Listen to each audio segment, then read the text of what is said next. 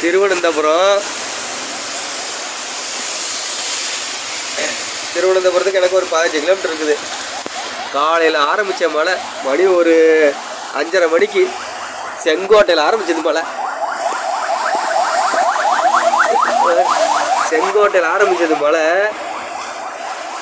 இன்னும் வரைக்கும் மழை நிற்க. நானும் லோடு இறக்கிட்டு இங்கே மறுபடியும் இதில் போய் லோடு இறக்கி கொல்லை ரோட்டில் போய் லோடு இறக்கிட்டு வந்துட்டேன். ஆனால் மழை நிற்கவே இல்லை.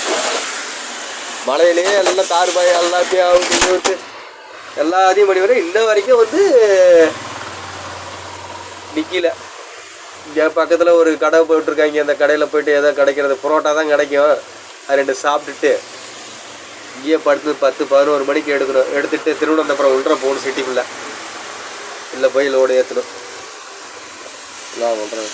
நம்மளோட பொழப்புலாம் இப்படி தான் இருக்கும். டிரைவர் பொழப்புலாம் சாப்பிடவே இல்லை ஒழுங்காக, சமைக்கிறதுக்கு டைம் நேரம் இல்லை. இங்கே தான் லோடு ஏற்றுனே வாங்கிறாங்களே. அப்புறம் நேற்று மத்தியானம் 3 மணிக்கு லோடு ஏற்றி காலையில் 5 மணிக்கெலாம் வந்துடும் சேட்டா.